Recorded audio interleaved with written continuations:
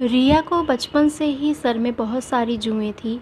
इसका कारण था उसका कई कई दिनों तक सिर को ना धोना और ना ही सिर की सफाई करना। ये आदत उसकी बड़े होने पर भी नहीं छूटी।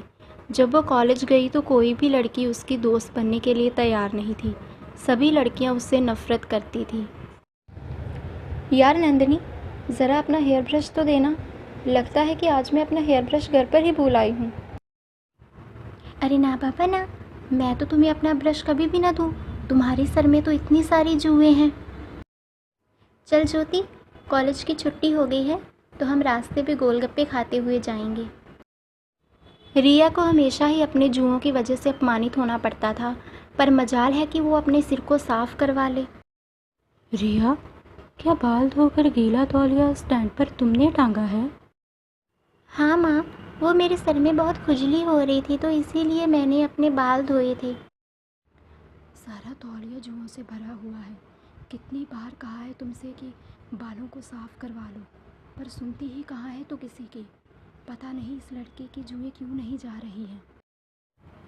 वृंदा बहू, जल्दी से इस लड़की के जुओं को साफ करवा दे। बड़े बूढ़े कह गए हैं कि अगर शादी के टाइम पे किसी लड़की के सर पे जुएं हो तो वो भी साथ में ब्याही जाती हैं, और अगर ऐसा हो तो बाद में उन्हें निकालना बहुत मुश्किल हो जाता है। अरे ऐसा कुछ नहीं होता है दादी, आप मुझे क्यों डरा रहे हो? रिया की दादी चाहती थी कि रिया अपने सर की तरफ ध्यान दे, परंतु रिया ने एक कान से सुनकर दूसरे कान से निकाल दिया। फिर कुछ समय के बाद रिया की शादी दीपक नाम के लड़के से तय हो जाती है। शादी वाले दिन मंडप में रिया का हाथ बार बार सर में जा रहा था। क्यों रेलगाड़ी की तरह मेरे सिर में घूम रही हो? लगता है कि चूड़े की वजह से इन्हें रेंगने के लिए जगह नहीं मिल पा रही है। अरे मत घूमो। क्या हुआ रिया, तुम बार बार सिर में खुजली क्यों कर रही हो? पता नहीं, शायद जूड़े की वजह से मुझे पिन्ने चुभ रही हैं। कितनी बार इस लड़की से बोला था कि अपने सर को साफ कर ले, नहीं तो जुएं खुजली करेंगी, पर ये मेरी बात सुनती ही कहाँ है। पता नहीं अब ये जुएं वाली बात को ससुराल में किस तरह से छुपाएगी। रिया की शादी हो जाती है, पर वो अपने सिर को हमेशा ही घूंघट से ढककर रखती थी। रिया बहू, तुम सचमुच में बहुत संस्कारी हो, पर तुम्हें यहाँ पे सिर ढकने की कोई भी ज़रूरत नहीं है। हम यहाँ अपनी बहुओं से पल्ला नहीं रखवाती हैं। माँ जी, मुझे सर पर पल्ला रखना अच्छा लगता है।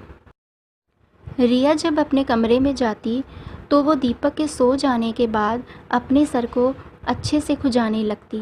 वह बाथरूम में जाकर जुओं वाली कंघी से अच्छे से अपने बालों को काढ़ने लगती, जो कि उसकी माँ ने उसे सबसे छुपाकर पर्स में रखने के लिए दी थी। 2-3 दिन तक सब कुछ ठीक रहा, पर एक दिन दीपक अचानक से चिल्ला उठा। माँ, मेरे सर में बहुत खुजली हो रही है। लगता है कि कोई कीड़ा काट रहा है। क्या? कीड़ा? ज़रा अपना सिर तो दिखा। हे भगवान, तेरे सर में तो बहुत सारी जुएं रेंग रही हैं। ऐसा कैसे हो सकता है माँ? हमारे घर में तो किसी को भी जुएं नहीं हैं। माँ, आपके बालों में भी जू रेंग रही है। वो आपके सफ़ेद बालों में साफ दिख रही है। क्या? पकड़ तो ज़रा।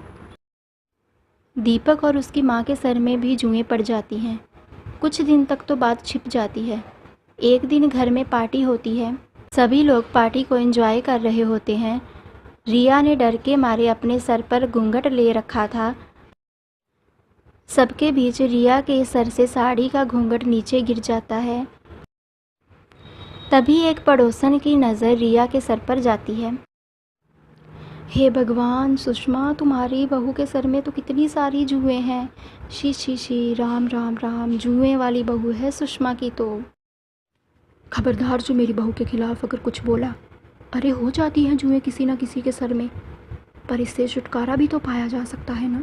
तुम्हारी बहू और बेटियों को कभी सर में जुएं नहीं पड़ी जो मेरी बहू के पीछे पड़ी हो तुम। माँ जी कितनी अच्छी हैं जो मुझे सपोर्ट कर रही हैं। कहीं ना कहीं गलती तो मेरी ही है। अगर मैं अपने सिर को साफ रखती तो मेरे सर में जुएं नहीं होती और माँ जी को इस तरह से अपमान न झेलना पड़ता।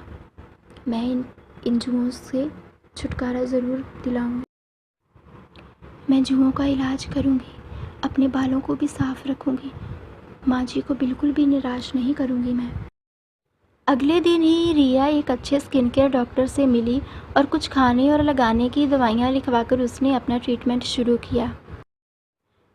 रेगुलर इलाज करने से रिया के सर की जुएँ धीरे धीरे करके कम होने लगी और एक दिन ऐसा आया कि उसके सर में एक भी जुएँ नहीं थी।